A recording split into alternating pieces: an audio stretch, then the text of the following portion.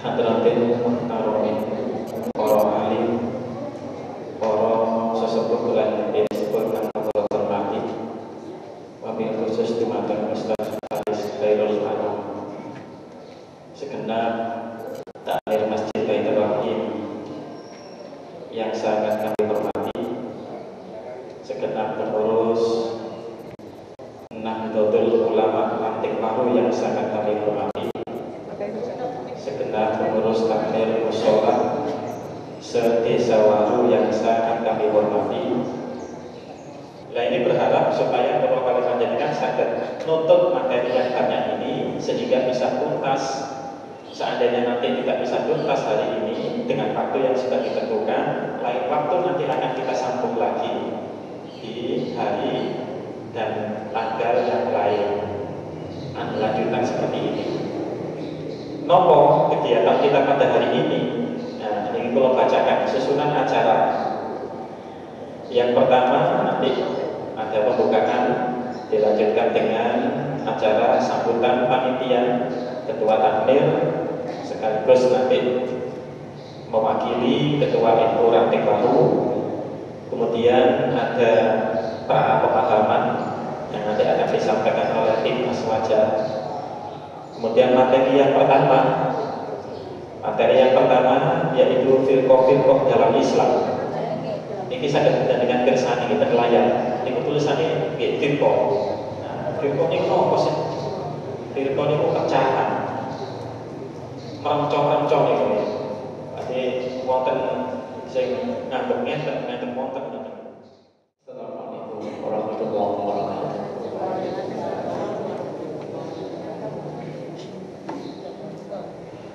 A'udzu billahi minasy syaithanir rajim.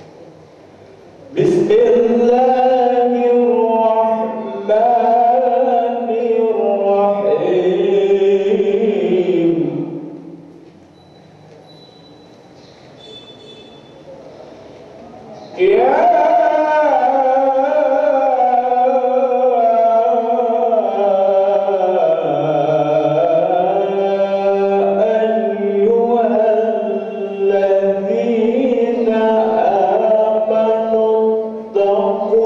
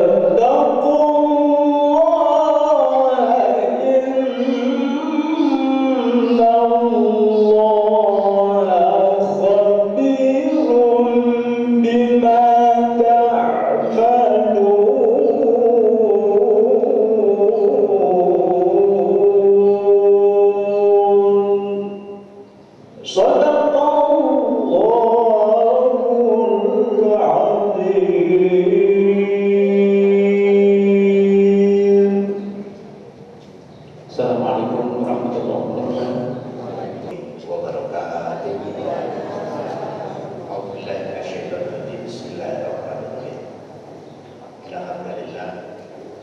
الذي أرسل رسوله بالهدى ودين الحق ليظهره على الدين كله ولو كره الكافرون ولو كره المشركون ولو كره المنافقون أشهد أن لا إله إلا الله وحده لا شريك له إله الأولين والآخرين يعلم ما تسرون وما تعلنون وأشهد أن محمدا عبده ورسوله سيد الأنبياء والمرسلين wassalamualaikum warahmatullahi wa ala alihi wa ashabihi mujahidin dan muqasid.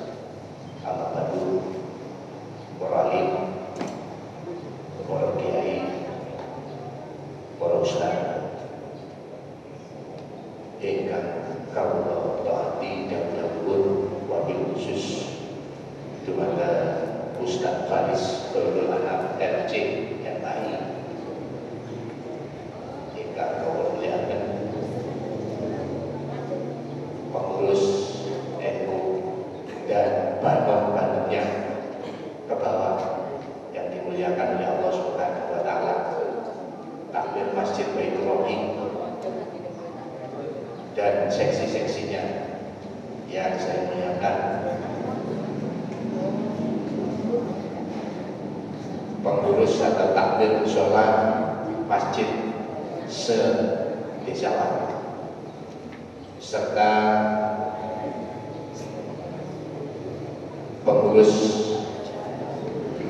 pengajian di Desawan yang dimuliakan oleh Allah Subhanahu wa taala.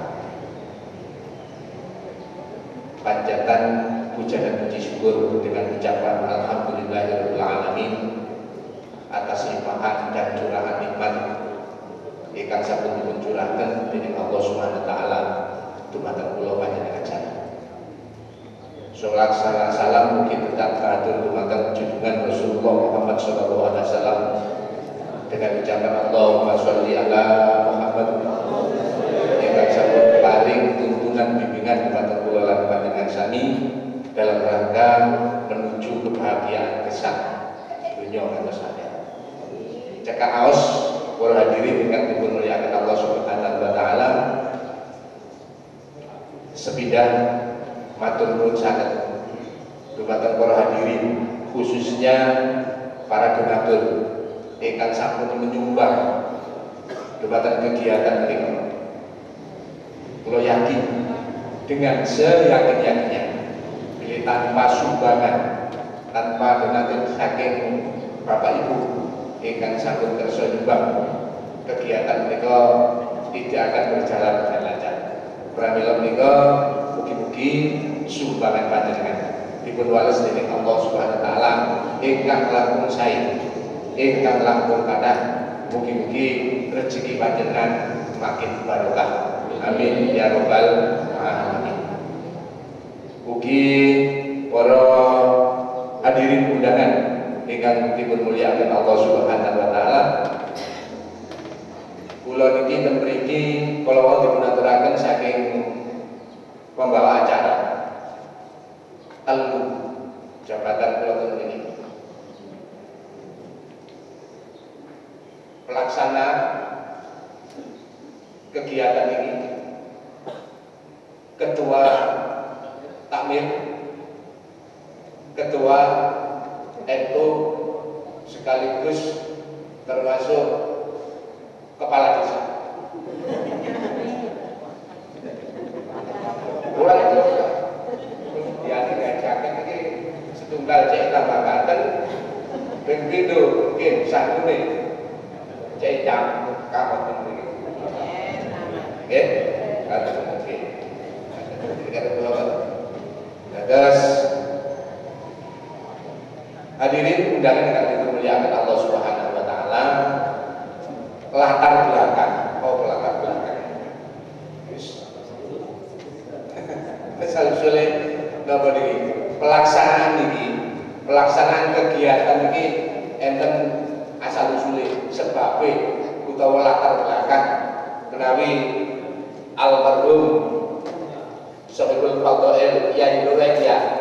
sakit ini latar belakang, tapi belakang di lepas.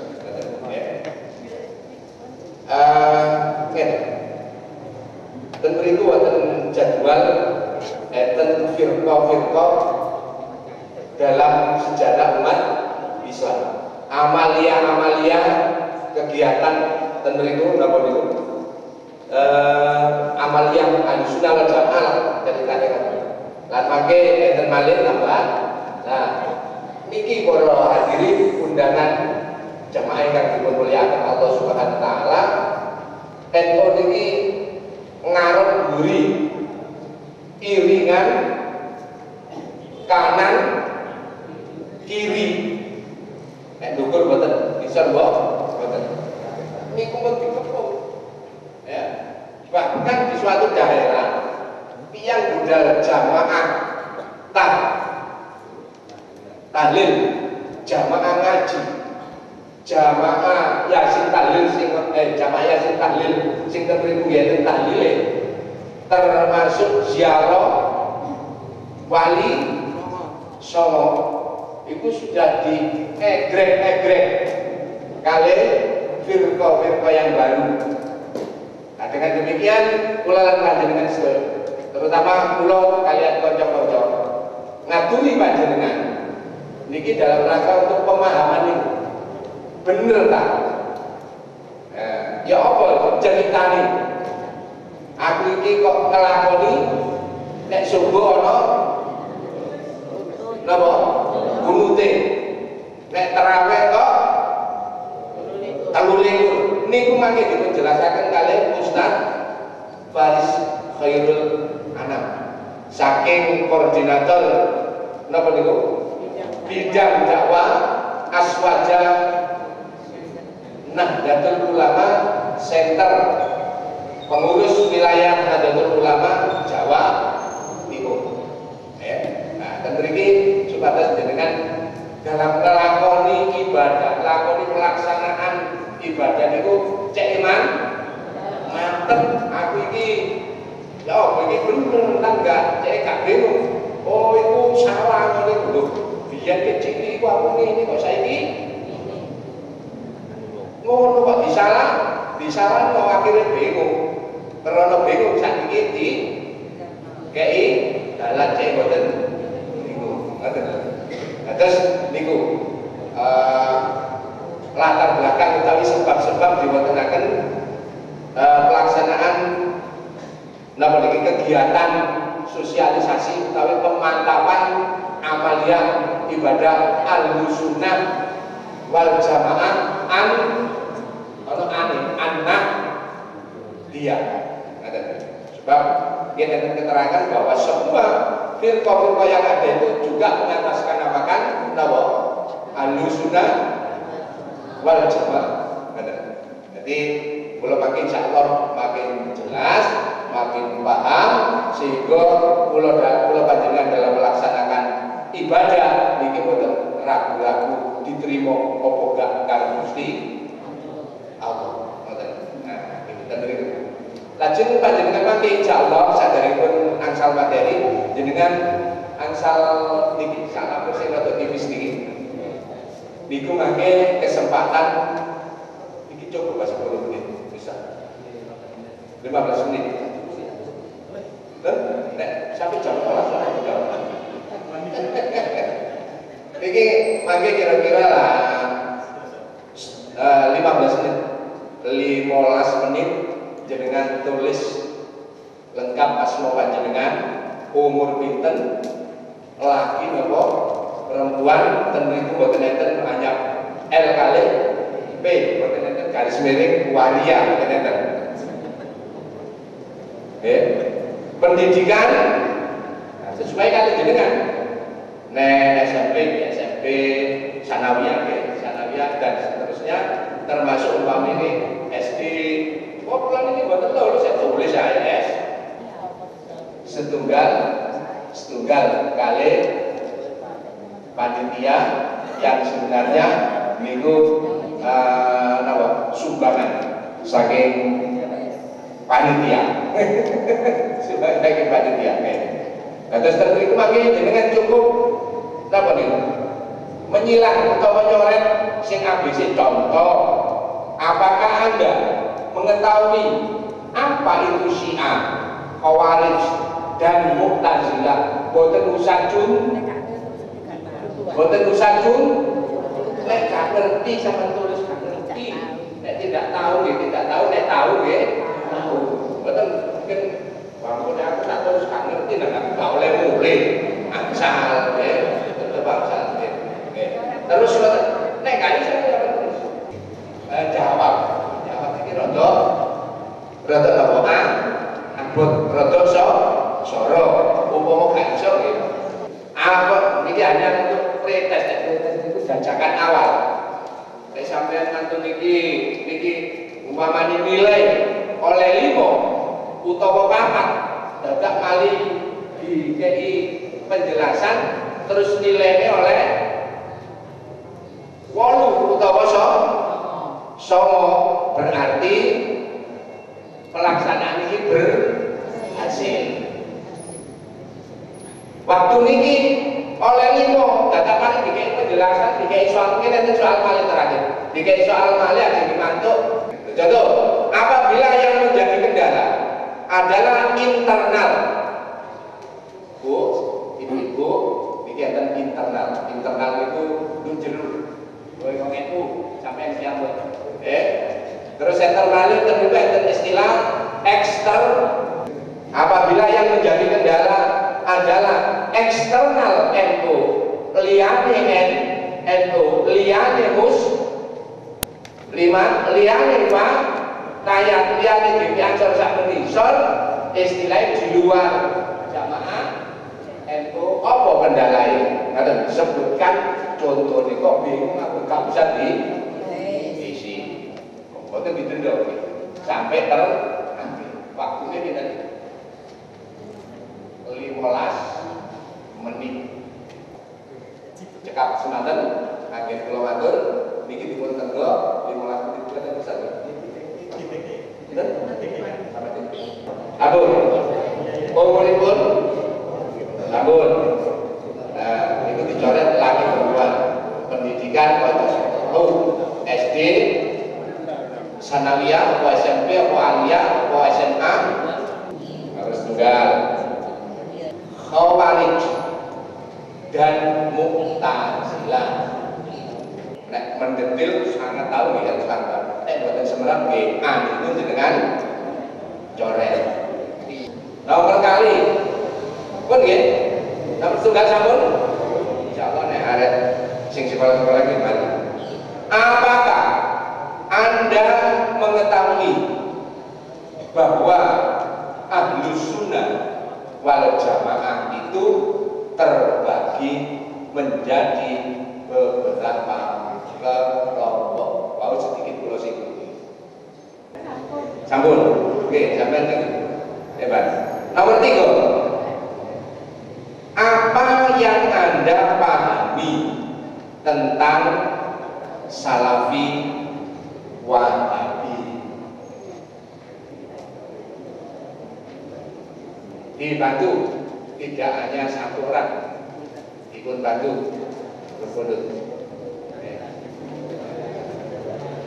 Kami kula cekap semanten, kula akhiri wallahu muwaffiq ila aqwamit thoriq.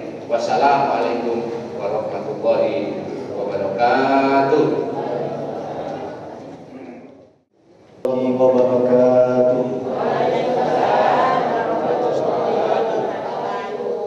Alhamdulillahilladzi 'allama bil qalam 'allamal insana ma lam ya'lam. Wassalatu wassalamu ala sayyidina Muhammadin khairi man ta'allam wa asdaqa man a'lama 'anillahi azza wa jalla. Amma ba'd. Ingkang kula minulyaken para sepuh bini sepuh, para alim, para ustaz, para pengurus PRNU Waru Sidoarjo, para pengurus jajaran takmir Masjid Baitur Rahim, beserta jamaah sekalian, Bapak Ibu, Mas-mas, Mbak-mbak yang semoga kita semua tanpa terkecuali senantiasa dibahagiakan, dimuliakan dan diridhai oleh Allah Subhanahu wa taala fid dini wad dunya wal akhirah. Amin ya rabbal alamin. Sebelum kita bersama mempelajari apa yang perlu kita bahas, marilah kita membaca suratul Fatihah dengan niatan semoga apa yang kita niatkan kita laksanakan benar-benar mendapatkan ridho dari Allah Subhanahu wa taala. Apa yang kita bahas menjadi ilmu yang mudah kita pahami dan mudah untuk kita terapkan dalam kehidupan sehari-hari, dan sekaligus kirim doa kepada para muassis pendiri Nahdlatul Ulama, orang tua kita, orang-orang yang kita cintai, yang telah mendahului kita. Semoga mereka senantiasa mendapatkan maghfirah ampunan dari Allah Subhanahu wa taala. Amin ya rabbal alamin. Ala hadhihi niyyah wa ala jami'i ma nawahu nabiyyuna Muhammadun khairul bariyah bi niyyatis sahalah wal jamalah wal barakah wan naf'il ummah wa ala jami'i ma nawahu nabiyyuna Muhammad. Al-Fatihah. Center, beliau adalah Kiai Haji Abdurrahman Hafiz LCMHI. Beliau kirim salam kepada Bapak Ibu semuanya karena beliau sekarang kebetulan harus ada di Trawas untuk mengikuti rapat pleno musyawarah kerja PWNU yang kepengurusannya baru saja dibentuk. Demikian juga dengan anggota tim yang lain, tapi tidak mengapa, insya Allah sebagai dasar, sebagai pemula kita akan mempelajari apa yang bisa kita pelajari. Mohon maaf kalau pematerinya masih kelas Ustadz pun masih belum Ustadz ya. Seharusnya yang menyampaikan adalah seorang kiai. Nah kebetulan saya belum menjadi seorang kiai karena biasa kiai itu istrinya sampun kali ya. Dan sekawan itu chef. Contohnya sini saya uji. Lebaru ya. Ini tasik setunggal enggak? Setunggal itu tasik ustad, tapi ustad pun tasik dereng jangkep. Kemudian berikutnya nanti peta yang akan kita pelajari, kita akan mempelajari dulu firqah-firqah dalam sejarah umat Islam, kelompok-kelompok pecahan dalam sejarah umat Islam. Kita tidak akan terlalu panjang lebar insya Allah membahas ini. Pembahasan ini hanya sekedar untuk memetakan kira-kira ahlu sunnah wal jamaah itu ada di mana. Lebih khusus lagi kira-kira ahlu sunnah wal jamaah an-nahdiyah yang diikuti oleh Nahdlatul Ulama ini kira-kira di mana. Di tengah firqah-firqah lain, di tengah kelompok-kelompok yang ada dalam sejarah umat Islam. Setelah kita membahas sekitar 45 menit, dilengkapi dengan tayangan-tayangan video bagaimana bukti penyimpangan-penyimpangan yang ada dari firqah-firqah lain selain ahlu sunnah wal jamaah. Nanti sesi yang kedua baru kita membahas tentang dalil-dalil amaliyah dan tradisi yang kemudian ada di sekitar kita yang banyak kita terapkan di tengah masyarakat. Inilah sebenarnya para bapak, para ibu, tujuan didirikannya Aswaja Eco Center. Aswaja Eco Center ini kalau ditanya jadi banom atau jadi lembaga atau lajnah, sebenarnya tidak ada. Tidak menjadi bagian banom, juga tidak menjadi bagian lajnah atau lembaga, karena memang Aswaja Eco Center ini semacam Kopassus.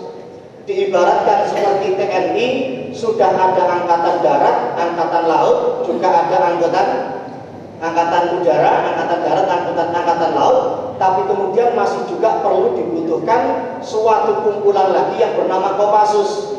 Karena dengan kerja-kerja yang bertarget dan program-program yang ada tertentu. Demikian juga dengan Aswaja Eco Center PWNU Jawa Timur, ini ibaratnya semacam Kopassus.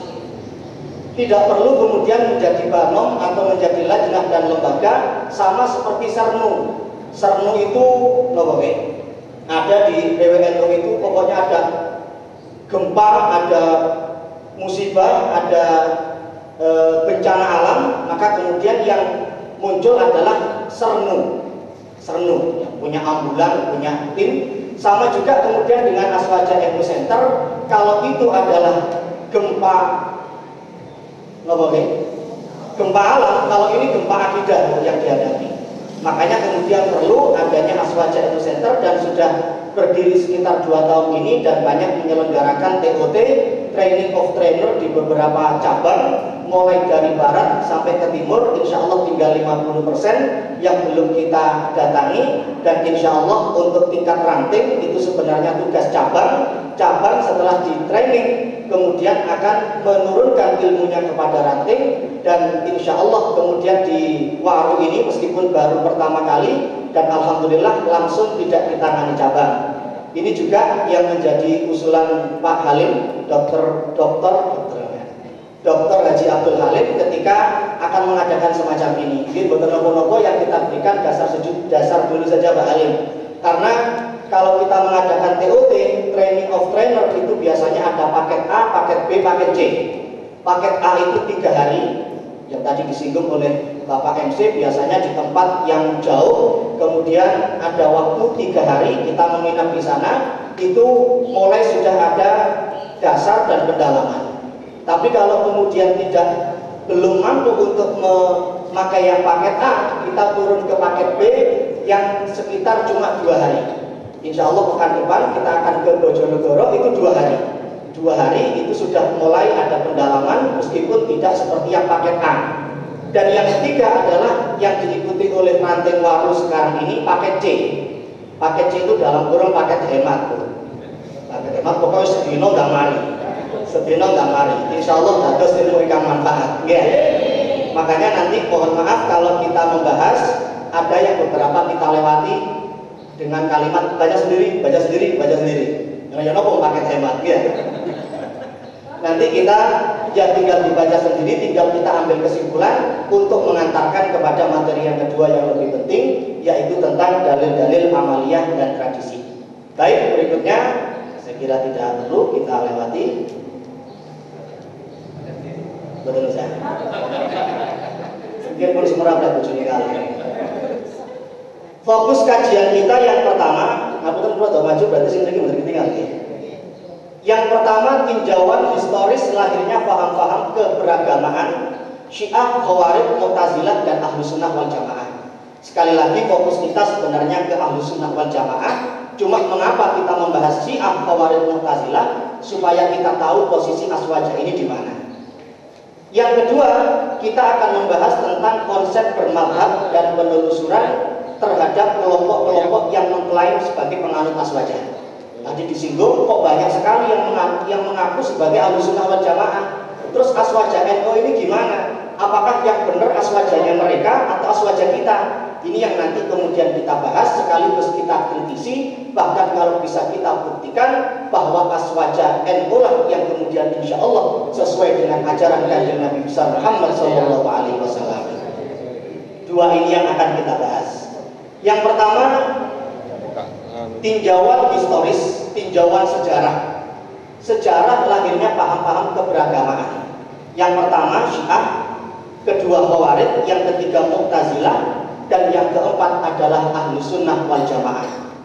Sebelum kita membahas secara khusus apa itu Syiah dan lain sebagainya, kita perlu tahu apa penyebabnya. Penyebab munculnya perbedaan di tengah umat Islam. Kenapa sih harus beda? Umat Kanjeng Nabi ini kenapa kemudian harus berbeda? Bahkan kemudian tidak sedikit ngapunten yang kemudian muncul perpecahan di tengah umat. Mengapa itu bisa terjadi? Kita harus memahami bahwa ada sekian macam penyebab munculnya perbedaan di tengah umat Islam. Ingkang nomor setunggal, al-asabiyah al-arabiyah. Coro Indonesia, primordialisme kesukuan yang merupakan warisan jahiliyah.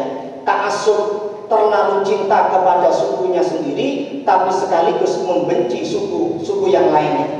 Cinta bangsa sendiri bukan nopo-nopo, tapi yang bermasalah kalau kemudian kecintaan terhadap bangsa disertai dengan kebencian terhadap bangsa lain.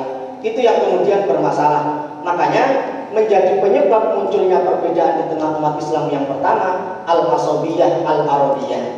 Kalau kita tahu munculnya Khawarij, ketika Khawarij ini sudah muncul, ternyata suku Khawarij ini yang banyak menjadi pengikut Khawarij, kelompok Khawarij yang banyak menjadi pengikut dari kelompok Khawarij ini adalah orang-orang Robi'iyah, bukan Mudoriyah.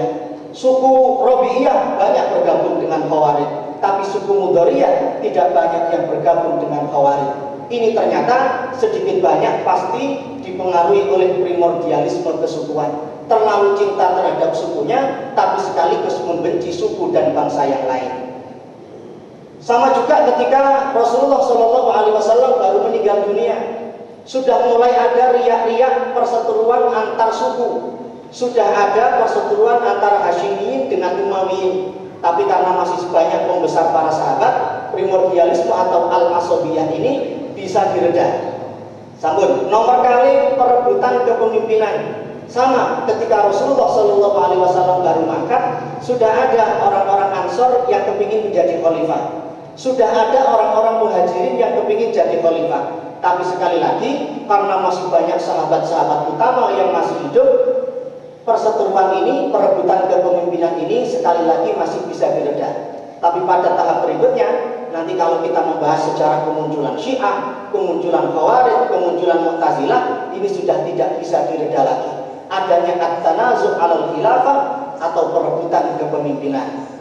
Penyebab ingkang nomor 3, persinggungan dengan pengikut agama lain. Sudah mempelajari agama yang dianut oleh orang-orang Yunani, sudah dipelajari oleh umat Islam, sudah membahas tentang masalah qudratullah, kehendak Allah. Manusia ini menciptakan perbuatannya sendiri atau manusia tinggal menerima takdir saja. Ini kemudian sebenarnya paham-paham yang diambil dari pengikut-pengikut agama lain tapi dimasukkan ke dalam ajaran agama Islam. Sedikit banyak kemudian mempengaruhi munculnya perbedaan di tengah umat Islam. Kita baca cepat saja. Yang keempat, penerjemahan materi-materi filsafat. Kemudian yang kelima, mengkaji permasalahan-permasalahan yang sulit dipahami oleh akal. Saat temennya angel dibahas, tapi kemudian saya dibahas kemauan kali umat Islam. Misalnya, ada dzatullah, ada sifatullah. Ada dzatnya Allah, ada sifatnya Allah. Sifat Allah ini dikaji. Apakah menyatu dengan dzatnya Allah atau berdiri sendiri? Ini kan sesuatu yang dibahas, kalau dibahas sangat sulit sekali. Tapi kemudian masih saja dibahas oleh umat Islam, sehingga kemudian itu menjadi salah satu penyebab munculnya perbedaan di tengah umat Islam. Nomor 6, metode penafsiran terhadap ayat-ayat mutasyabihat. Nanti kita bahas bagaimana pendekatan ulama umat Islam ketika menerima ayat-ayat mutasyabihat. Kita akan membahas apa itu yang dimaksud dengan ayat mutasyabihat dan bagaimana umat Islam memberikan penafsiran terhadap ayat-ayat mutasyabihat ini sehingga kemudian menyebabkan perbedaan di tengah umat Islam. Yang terakhir, istinbatul ahkam. Bagaimana ada dalil kemudian dipahami oleh para ulama, oh tepat dalil ini muncul kemudian hasil hukum seperti ini. Ini yang kemudian faktor penyebab yang nomor 7, yang terakhir, ini dikatakan faktor penyebab yang paling baik.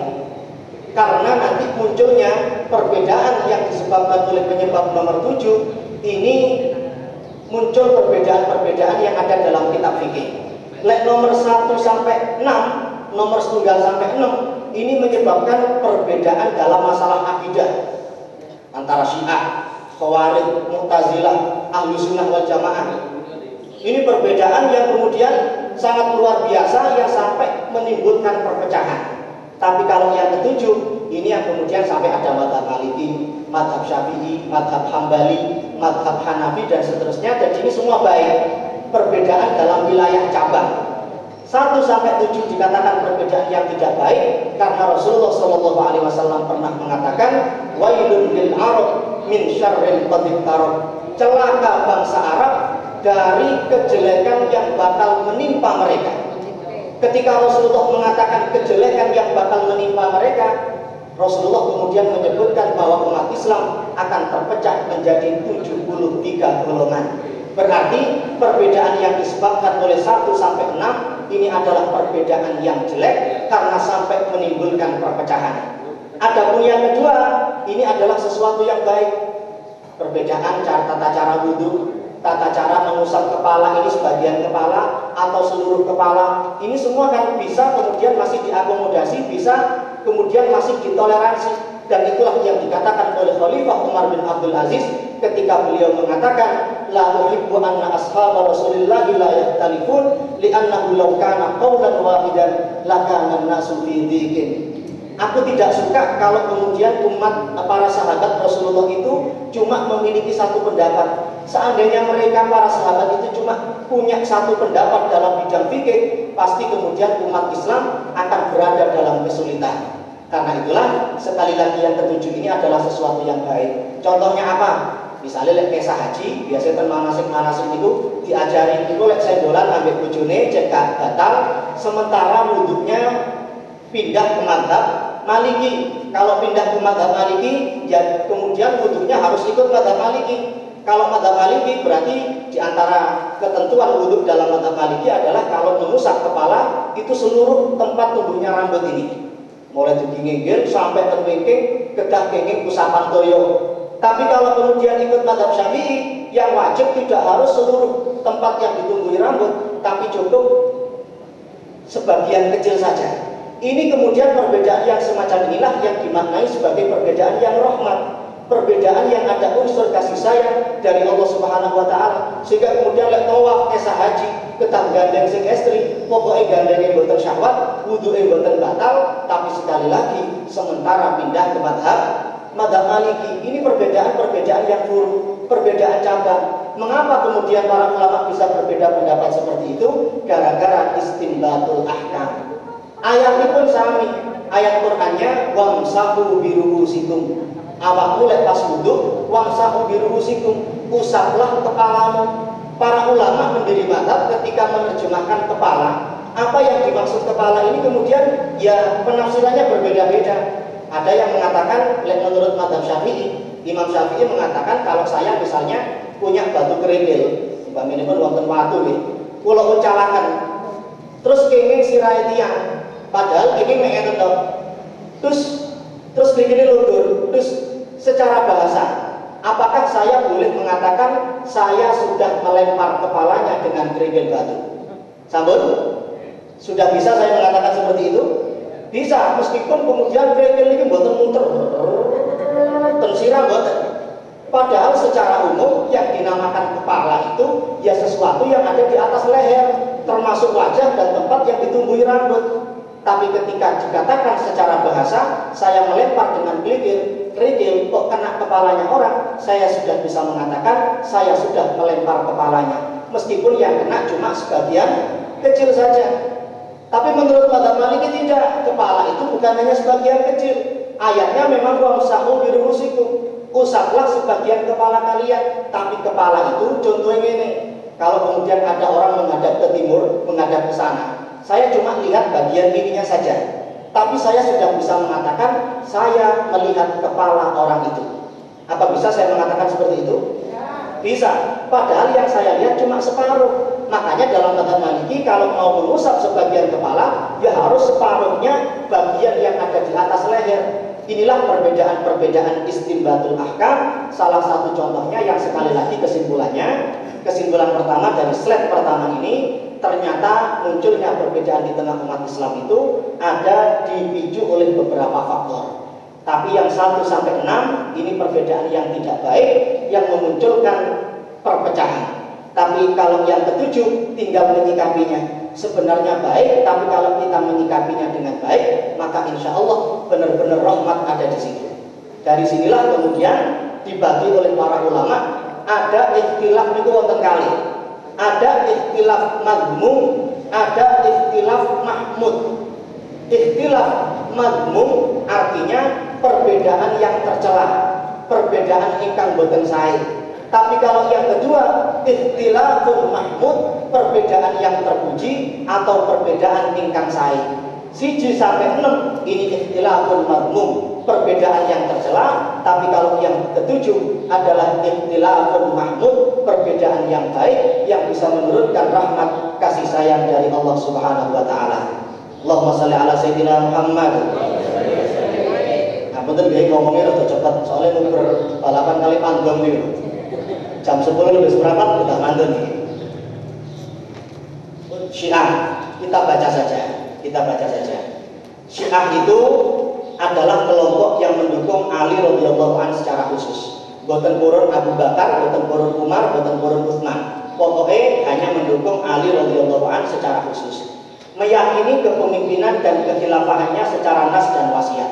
Seharusnya sepeninggal Kanjeng Nabi, menurut Syiah yang jadi khalifah itu seharusnya Imam Ali. Kok kemudian ada Abu Bakar, ada Umar, ada Utsman, ini dikatakan sebagai rombongan penyerobot, romli, rombongan liar. Betul-betul Pak Romli ini. Oh ada. Baik secara jelas maupun samar, mereka orang-orang Syiah juga meyakini bahwa hak kepemimpinan ini tidak lepas dari keturunannya. Sepeninggal Imam Ali pun seharusnya yang menjadi kepala negara, yang menjadi khalifah adalah keturunan Imam Ali. Kok masih ada khalifah-khalifah yang lain? Itulah yang dikatakan sebagai rombongan liar, para penyerobot. Kalau kemudian ada para penyerobot itu gimana? Jika kepemimpinan itu lepas, maka disebabkan karena kedoliman dari selainnya atau selain Ali, jadi Abu Bakar, Umar, Utsman itu zalim menurut orang-orang Syiah, atau karena taqiyah dari Ali. Taqiyah itu disembunyikan oleh Imam Ali. Orang Syiah tidak mau dituduh sebagai orang yang menjelek-jelekan Imam Ali. Kalau seandainya menurut Syiah itu yang menjadi khalifah itu adalah Imam Ali berdasarkan wasiat dari Rasulullah SAW, pertanyaannya orang ahlu sunnah wal jamaah, ketika khalifah dipegang oleh Abu Bakar, Umar, Utsman, padahal Sayyidina Ali masih hidup, kenapa Sayyidina Ali kok diam? Kalau diam kemungkinannya hanya dua. Yang pertama, Imam Ali pengecut. Wong seharusnya yang diwasiati menjadi khalifah beliau kok diserobot oleh orang lain, kok diam? Berarti kan penakut. Atau yang kedua sebagai pengkhianat. Ada wasiat dari Rasulullah kok tidak dijalankan oleh Imam Ali. Tapi kemudian tuduhan ini oleh orang-orang ahli sunnah dijawab oleh orang Syiah bahwa itu taqiyah dari Ali, disembunyikan oleh Imam Ali demi keamanan. Wasiat tadi didiamkan, tak bobo, enten ono, mari Abu Bakar kanteni, kok durung ono, Umar, setelah Umar bobo si Utsman, setelah Utsman baru Ali, itu semua dilakukan oleh Imam Ali karena dalam rangka taqiyah. Sudah, intinya itu bahwa Syiah itu adalah pendukung Imam Ali sampai kemudian menuduh yang lainnya sebagai orang yang zalim. Abu Bakar, Umar, Utsman dan siapapun khalifah yang tidak berasal dari keturunan Imam Ali radhiyallahu anhu. Itu intinya. Dong nggih? Dong, fahimtum? Fahimtum itu jenengan paham? Jawabnya fahimna. Fahimtum? Fahimna. Dong tuh? Dong nah, nggih. Bun, ini juga sama. Apakah pengertian tadi itu milik ahlu sunnah wal jamaah? Ternyata orang Syiah juga memiliki pengertian yang sama tentang siapa itu Syiah. Lebih lanjut nanti bisa dibaca sendiri. Mengapa disebut Rafidhah juga bisa dibaca sendiri. Wahai para jamaah paket T. Teori asal-usul Syiah juga sama. Itu ada 3 teori dari Persia, pengaruh agama Nasrani, pengaruh agama Yahudi. Kemudian ini sekte-sekte Syiah kalau di depan tidak jelas, tapi yang jelas Syiah itu tidak satu. Disebabkan oleh siapa keturunan, siapa penerus Ali, sudah sepakat mereka. Penerus Imam Ali adalah Hasan, penerus Imam Hasan adalah Husain. Tapi sepeninggal Imam Husain, siapa yang menjadi penerus? Menurut kelompok pertama seharusnya yang menjadi khalifah adalah Ali bin Husain bin Ali bin Abi Thalib. Tapi kemudian menurut yang kedua seharusnya yang menjadi penerus adalah Hasan bin Hanafiyah. Dari inilah kemudian pecah menjadi Karawi Kaisaniyah, Zaidiyah, Bulat, Imamiyah. Ajarannya seperti apa? Bisa dibaca sendiri. Kemudian ternyata tidak hanya itu, Kaisaniyah nanti pecah menjadi 2, Karobiyah dan Hashimiyah. Perkembangannya sekarang sudah tidak ada. Syiah kelompok Kaisaniyah baik Karobiyah maupun Hashimiyah sudah tidak ada. Zaidiyah pecah menjadi 3. Kalau Zaidiyah ini masih ada di negara Yaman bagian utara. Gula ini Syiah yang ekstrim pecah juga menjadi 2. Ada As-Sabaiyah, ada Al-Huraiyah. Perkembangannya sekarang juga telah punah. Berikutnya Imamiyah pecah menjadi 2. Ada Ismailiyah, ada Ithna Asyariyah. Perkembangan sampai sekarang merupakan sekte terbesar Syiah saat ini, berkembang sampai saat sekarang di Iran dan diikuti beberapa kalangan di Indonesia. Ulang panjenengan sedaya mirengaken wonten Syiah Sampang yang baru-baru ini ada temuti ten Jember, ten Puger, itu adalah Syiah Imamiyah Ithna Asyariyah yang berkembang di Indonesia. Pun ajarannya apa bisa dibaca sendiri, cuma kesimpulannya dua. Kesimpulannya slide ini dua. Ketika kita mau mengantarkan kepada Ahlussunnah wal Jamaah, kesimpulannya sekali lagi kali. Yang pertama, ternyata kelompok dalam umat Islam itu yang bertahan adalah kelompok yang moderat, kelompok yang mau hidup dengan orang lain. Tapi kalau kemudian ekstrim, terlalu keras, bisa dijamin kemudian bakal hilang dari sejarah umat Islam. Contohnya Syiah bulat, Syiah ekstrim. Ini perkembangannya sekarang telah punah. Pun boten enten, sing turut boten enten. Makanya jangan pun keren-keren cek gak ada pengikut, cek gak ada bolo. Apa bukti ekstrimnya bulat? Orang-orang Syiah bulat punya keyakinan menganggap Ali adalah jelmaan dari Tuhan, atau bahkan Tuhan itu sendiri. Ali masih hidup dan diangkat ke langit, sedang yang terbunuh orang lain yang diserupakan. Ini kan pendapat yang terlalu ekstrim. Bahkan ketika Imam Ali mendapati orang-orang Syiah bulat semacam ini, Imam Ali kemudian membakar hidup-hidup mereka. Dibongai wong ini, dibakar oleh Imam Ali. Ketika mereka dibakar, justru orang-orang Syiah bulat makin bertambah yakin bahwa Imam Ali adalah Tuhan. Kenapa? Karena ada hadis Rasulullah SAW, la yu'adzib bin nar illa rabbun nar. Tidak boleh menyiksa dengan api kecuali Tuhannya api. Sing nyiksa gawe geni, berarti pangeran. Ternyata Imam Ali menyiksa para pengikut dari kalangan bulat dengan membakar mereka. Akhirnya mereka tambah yakin bahwa Imam Ali adalah seorang Tuhan. Itu makin ekstrim, tapi kemudian telah punah. Sekarang telah punah. Makanya Dr. Nangsal membakar dengan api. Yang dilakukan oleh Imam Ali ini adalah takzir yang sangat parah. Karena beliau sangat mengingkari orang-orang yang menyembah beliau. Makanya panjenengan ten Waru Sidoarjo ten Surabaya lek wonten nyamuk boten angsal sajane ten Basul Masail ini ku damel apa? Raket sing wonten listrik ngene lho nggih. Listrik itu kan terbuat dari api. Lek jenengan nyiksa nyamuk kali api berarti jenengan pangerane api.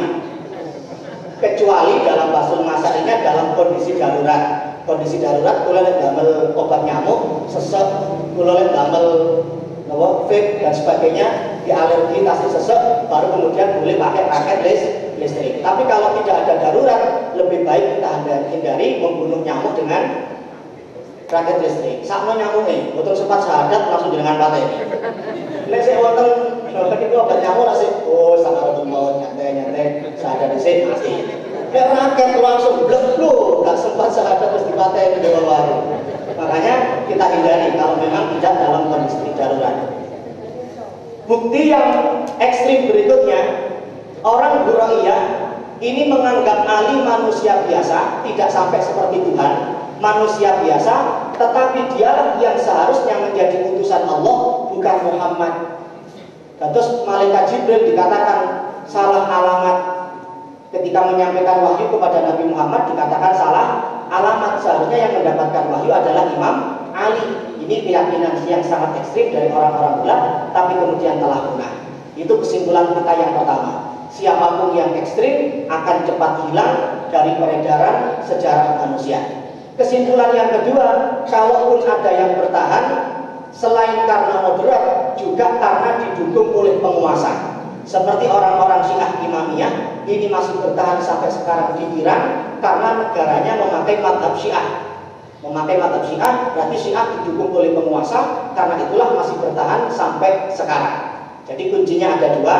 Yang bertahan ini pertama karena moderat, karena tawassul. Yang kedua karena didukung oleh penguasa, oleh pemerintah, oleh rezim yang memerintah suatu negara. Sambut. Kita lihat bagaimana perbedaan syahadat kita Ahlussunnah wal Jamaah dengan syahadatnya orang Syiah, sehingga kita bisa mengatakan itu bukan bagian Ahlussunnah wal Jamaah.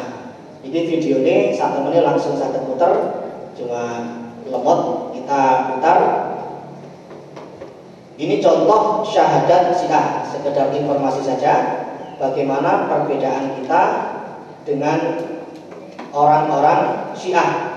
Sekali lagi, Syiah itu sangat cinta, mengklaim sangat cinta kepada Imam Ali, tapi sekaligus benci kepada Abu Bakar, Umar, Utsman. Termasuk kepada Sayyidah Aisyah. Aisyah itu dikatakan sebagai al-baqarah, sebagai sapi betina. Let ngiloaken Sayyidah Aisyah. Perhatikan syahadat Syiah berikut ini.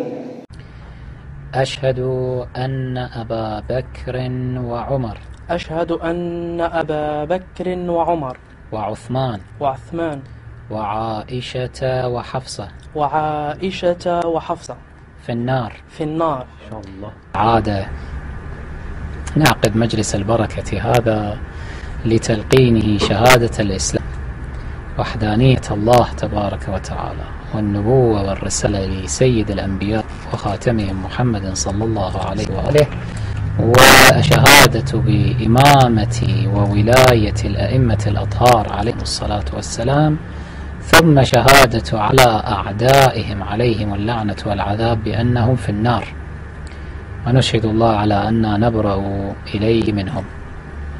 فقل يا أخي الكريم على بركة الله تعالى: أشهد أن لا إله إلا الله. أشهد أن لا إله إلا الله وحده لا شريك له. وحده لا شريك له. لا شبيه له ولا نظير. لا شبيه له ولا نظير. جل جلاله. أشهد أن محمدا رسول الله. أشهد أن محمدا رسول الله صلى الله عليه وآله. وأشهد أنه سيد الأنبياء. وأشهد أنه سيد الأنبياء وخاتمهم وخير الخلق أجمعين. وأشهد أن أمير المؤمنين عليا. وأشهد أن أمير المؤمنين عليا ولي الله صلوات الله وسلامه عليه. وأشهد أن فاطمة الزهراء. وأشهد أن فاطمة الزهراء وأبناءها المعصومين. حجج الله صلوات الله عليهم أجمعين. أشهد أن أبا بكر وعمر. أشهد أن أبا بكر وعمر وعثمان وعائشة وحفصة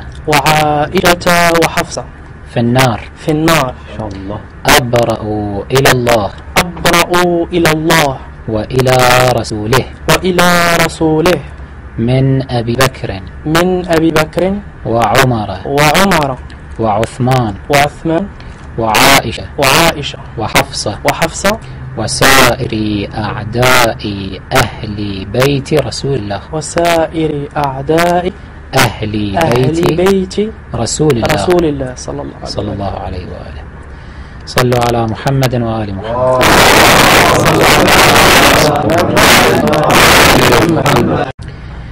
أشهد أن أبا بكر وعمر. أشهد أن أبا بكر وعمر وعثمان وعائشة وحفصة في النار. إن شاء الله. أبرأ إلى الله وإلى رسوله من أبي بكر وعمر وعثمان وعائشة وحفصة وسائر أعداء أهل بيت رسول الله. أهل بيت رسول الله صلى الله عليه وآله. صلوا على محمد وآل محمد.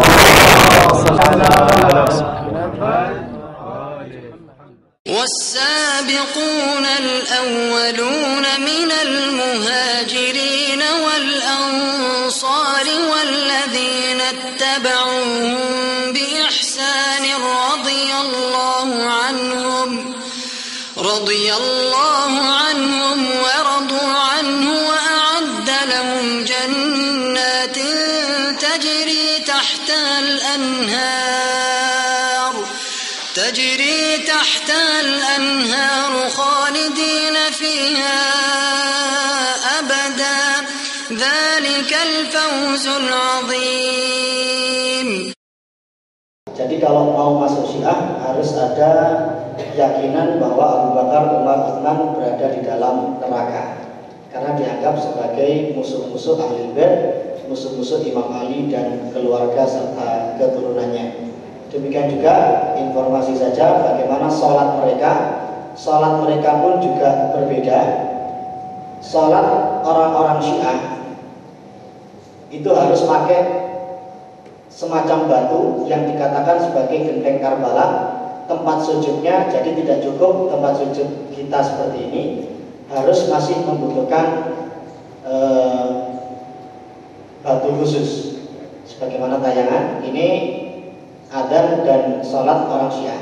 Mohon diputarkan Ustaz, adzan dan sholat Syiah. Allahu Akbar, Allahu Akbar, Allahu Akbar, Allahu Akbar. Ashhadu an la ilaha illallah, ashhadu an la ilaha illallah. أشهد أن محمدًا رسول الله أشهد أن محمدًا رسول الله أشهد أن عليًا ولي الله أشهد أن عليًا حجة الله حي على الصلاة حي على الصلاة حي على الفلاح حي على الفلاح حي على خير العمل حي على خير العمل الله أكبر الله أكبر لا إله إلا الله لا إله إلا الله أعوذ بالله من الشيطان الرجيم بسم الله الرحمن الرحيم الله أكبر سبحان ربي الأعلى وبحمده سبحان ربي الأعلى وبحمده سبحان ربي الأعلى وبحمده. Sini dia pakai batu sebagai tempat sujud. Itulah perbedaan antara salat orang Syiah dengan orang ahli sunnah wal jamaah. Baik para hadirin hadirat yang berbahagia, sedikit tentang Syiah. Khawarij saya kira kita lewati, kita langsung ke ahli sunnah wal jamaah saja karena memang waktunya sangat terbatas. Intinya Khawarij itu kelompok atau orang-orang yang menyatakan keluar dari kepemimpinan Ali bin Abi Thalib setelah peristiwa tahkim atau arbitrase. Yang penting di sini, menurut Al-Shahrastani, setiap orang yang menyempal dari pemimpin yang sah yang sudah disepakati umat itu dinamakan Khawarij, baik pada masa sahabat di era Al-Khulafaur Rasyidun maupun pada masa sesudah mereka di era tabi'in dan para pemimpin lain sepanjang masa. Pokoknya siapa yang tidak taat kepada kepemimpinan yang sah akan dikatakan oleh Al-Shahrastani sudah masuk dalam keyakinan yang sama dengan yang diyakini oleh orang-orang Khawarij. Intinya di situ. Kemudian kenapa dinamakan Khawarij dan kenapa juga dinamakan Haruriyah, Nawasib, Syurrah dan Al-Burrah, saya kira bisa dipelajari. Kemudian sekte-sekte Khawarij juga banyak. Kesimpulan kita juga sama dengan Syiah tadi. Kesimpulannya ada dua. Perkembangan sekarang ada yang sudah punah, ada yang masih bertahan. Yang telah punah ini kalau kita membaca ajarannya rata-rata karena faktor pertama, mereka sangat ekstrim, sangat hulu, sehingga kemudian sejarah membuktikan benar-benar siapapun yang ekstrim akan hilang dari sejarah. Kesimpulan yang kedua, mereka bertahan kalau mereka disokong, didukung oleh penguasa. Sama seperti sekarang, Khawarij Ibadiyah itu masih ada. Dari semua kelompok Khawarij ini, semuanya sudah hilang, kecuali Syiah Ibadiyah. Ini masih ada di Oman. Khawarij, masih ada Khawarij di Oman, tapi kemudian sektenya adalah sekte Ibadiyah dan dikatakan sekte Khawarij yang paling moderat. Nanti kita lihat petanya. Mu'tazilah kita lewati saja.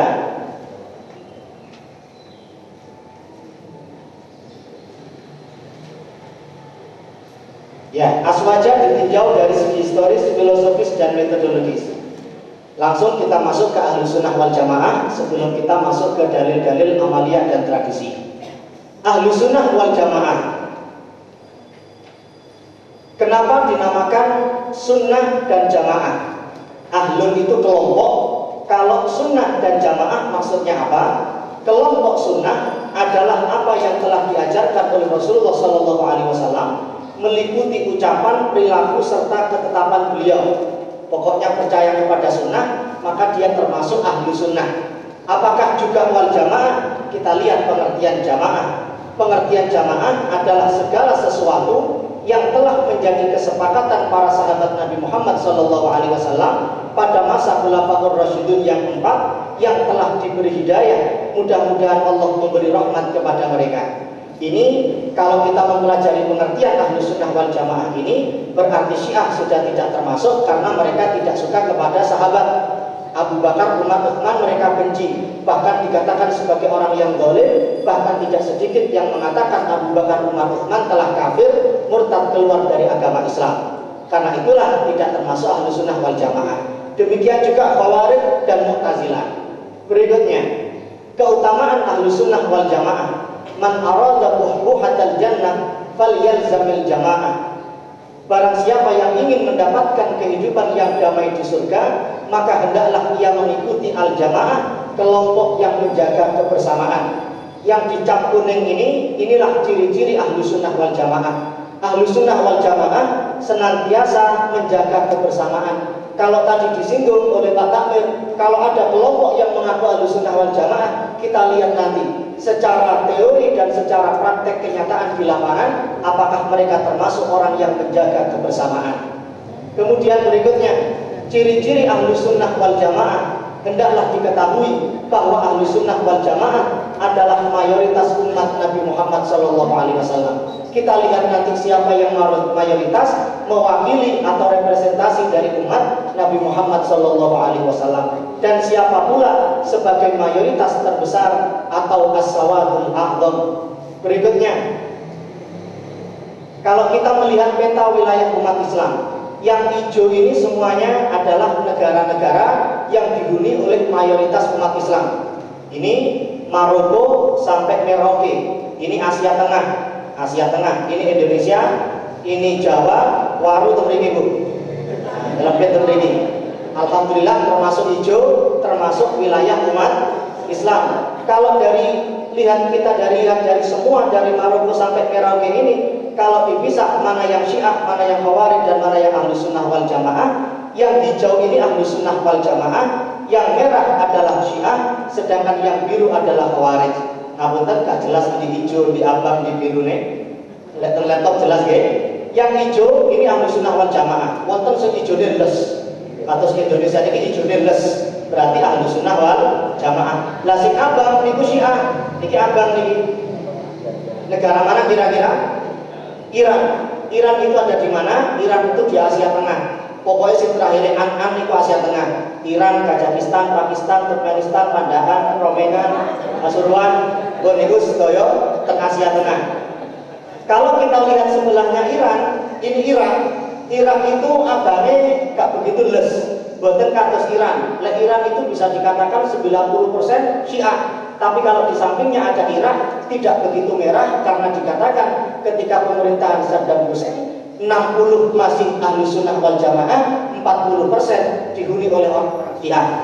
Tapi sekarang setelah digulingkannya Saddam Hussein, sudah kondisinya terbalik, 60% atau yang lebih banyak adalah orang-orang Syiah, sedangkan yang 40% yang minoritas adalah ahlu sunnah wal jamaah. Itu terjadi. Tapi alhamdulillah hijau ini sing paling langkung kata. Itulah orang-orang atau ahlu sunnah wal jamaah. Kalau disebutkan dalam angka seperti ini, yang mengklaim Islam 1.188.000.000, pemeluk aswajanya dari situ 84,34%, yang bukan aswaja 15,65%. Berarti ahlu sunnah wal jamaah sebagai wakil as-sawadul a'zam, kelompok mayoritas, terbukti dalam sebuah buku ensiklopedia Kristen internasional ketika dilakukan cacah jiwa, perbandingannya seperti ini. Berikutnya, pengertian dan ciri-ciri ahlu sunnah wal jamaah. Ini didefinisikan oleh Hadratus Syekh Kiai Haji Muhammad Hasyim Asy'ari. Beliau menggunakan pendekatan ketika memberikan pengertian. Beliau merinci siapa Ahlus Sunnah wal Jamaah. Oleh Hadratus Syekh diperinci satu persatunya. Dirasit yang betul tentang settomah, tong settomah diperinci. Maksudnya apa? Adapun Ahlus Sunnah wal Jamaah adalah kelompok ahli tafsir, ahli hadis, ahli fikih. Kuning berikutnya, mereka semua terhimpun dalam mazhab yang empat, mazhab Hanafi, mazhab Syafi'i, mazhab Maliki, dan mazhab Hambali. Ini pengertian dengan cara memerinci siapa Ahlus Sunnah wal Jamaah. Dalam ilmu mantek, untuk memberikan pengertian itu ada 3 cara. Yang pertama, ta'rif bil haddi, yang kedua ta'rif bil diddi, yang kedua ta'rif bil addi. Ta'rif bil haddi itu jamek maneh. Contohnya tiang NU ini adalah orang yang mengikuti Ahlus Sunnah wal Jamaah, bukan orang Syiah dan Mu'tazilah. Ini pengertian dengan cara dikumpulkan dulu orang Ahlus Sunnah, orang Ahlus Sunnah wal Jamaah adalah umat Islam. Jadi dikumpulkan sedanten, umat Islam sedanten. Tapi umat Islam yang mengikuti para sahabat berarti sudah keluar Syiah. Umat Islam yang taat kepada pemimpinnya sudah keluar orang-orang Khawarij. Berarti ini pengertian dengan cara bil haddi, dengan cara dikumpulkan dulu siapa yang masuk umat Islam, tapi kemudian yang lain dikeluarkan dari Ahlus Sunnah wal Jamaah. Pengertian dengan cara metode yang kedua adalah ta'rif bil diddi, dengan cara mencari lawannya. Orang Ahlus Sunnah wal Jamaah adalah orang yang bukan Syiah, orang yang bukan Mu'tazilah. Ini pengertian dengan cara memberikan lawannya. Orang NU bukan berarti orang yang bukan, orang yang umat Islam yang masuk dalam Nahdlatul Ulama, bukan yang masuk organisasi A, B, C, D, E. Itu berarti memberikan pengertian dengan cara memberikan lawannya. Yang cara yang ketiga, ini yang digunakan oleh Hadratus Syekh Kiai Haji Muhammad Hasyim Asy'ari ketika memberikan pengertian Ahlus Sunnah wal Jamaah dengan cara bil addi, dirinci satu persatunya. Siapa Ahlus Sunnah wal Jamaah? Ahli tafsir, ahli hadis, ahli fikih. Sekarang terkumpul dalam mazhab Hanafi, Syafi'i, dan Hambali. 5 menit malih, dimugi matur. Berbagai benang merah, intinya Ahlus Sunnah wal Jamaah itu tidak ada pendirinya. Tidak ada pendirinya. Kalau Syiah ada pendirinya, Mu'tazilah ada pendirinya, Khawarij juga ada pendirinya. Karena Ahlus Sunnah wal Jamaah ini asli Islam murni yang dibawa oleh Rasulullah SAW, geboten berdirinya. Kapan sejarah kemunculan lahir Ahlus Sunnah wal Jamaah? Geboten wonten. Wong ini adalah ajaran murni yang dibawa oleh Rasulullah SAW. Idza utliqa Ahlus Sunnah wal Jamaah fal muradu bihim al asy'ariyah wal maturidiyah. Kalau yang disebutkan Ahlus Sunnah wal Jamaah secara umum, maka yang dimaksud adalah Asy'ari dan Maturidi. Pun ini ikhtisar perbedaan bisa dibaca kalau pakai C makanya, termasuk tabel moderasi Ahlus Sunnah wal Jamaah. Kenapa aswaja itu tawasud, tawazun, i'tidal, semua ada. Kenapa kemudian Hasyim Asy'ari dikatakan sebagai orang yang Ahlus Sunnah wal Jamaah, dan NU yang dididikan juga Ahlus Sunnah wal Jamaah, karena sangat moderat, berada di tengah-tengah antara Mu'tazilah dengan Khawarij, antara Syiah dengan Nasibi, antara Jahmiyah dengan Musyabihah. Konsep bermadhab juga sama, ya kita lewati dulu. Terus kita langsung masuk ke orang yang mengaku sebagai Ahlus Sunnah wal Jamaah. Dalam akidah dan tasyrik atau penetapan hukum, aswaja sepakat untuk merujuk pada Al-Quran dan Sunnah. Namun pendekatan berbeda yang digunakan terhadap kedua sumber hukum itu menjadikan aswaja secara empiris, secara praktek di lapangan terbagi menjadi 3 kelompok. Boleh ada yang mengaku sebagai Ahlus Sunnah wal Jamaah, tapi lihat dulu secara keilmuan mereka, keyakinan mereka, praktek mereka di tengah masyarakat, masih pantas tidak mereka mengaku sebagai Ahlus Sunnah wal Jamaah. Kita lihat. Pertama, ada teori 3 kelompok aswaja. As-Safaraini dan Murtada Az-Zabidi menyebutkan sebagaimana pendapat As-Subki secara empiris, secara praktek di lapangan kasarane, aswaj ini terbagi menjadi 3 kelompok. Ada yang disebut ahlu hadis, metode pendekatannya untuk membaca teks disebut dengan athariyah atau literalis. Ada ahlul akli, metode pendekatannya untuk membaca teks disebut dengan nadoriyah atau rasionalis. Dan ada ahlul wijdan wal kasyaf, ada orang-orang sufiyah. Pun intinya ngeten, gampangane tiang-tiang ingkang ngaku ahlu sunnah wal jamaah niku wonten kalih. Sing setunggal pokoke kudu persis ambek Quran mbek hadis. Lek gak ono Quran gak ono hadis berarti bid'ah, bahkan kemudian musyrik. Itu kelompok yang pertama. Kalau kelompok yang kedua tidak, pakai pendekatan rasional, ada pendekatan tradisi. Jangan sampai langsung gampang memvonis ini adalah bid'ah, ini adalah musyrik, meskipun kemudian tidak ada Quran dan hadisnya. Lebih khusus, ini takbirnya dalam kitab As-Safaraini Lawa'il Anwar jilid 1 halaman 73, bagaimana Ahlus Sunnah wal Jamaah terbagi menjadi 3. Dalam kitab ini Az-Zabiri Hafizadah juga disebutkan Ahlus Sunnah ada 3. Intinya tadi itu. Perbedaannya apa? Orang-orang literalis pokoknya butuh Al-Quran di hadis mengatakan Al-Quran dan Sunnah Nabi dipahami secara harfiah. Pokoknya jangan dipakai pentakwilan, jangan ditakwili. Opo onone dalil Quran dan hadis, itulah yang dimaksud sebagai ajaran Rasulullah SAW, tanpa banyak penafsiran dan pentakwilan. Karena literalismenya Ibnu Taimiyah, orang yang mengikuti orang-orang literalis, terjebak dalam paham tajsim dan tasbih.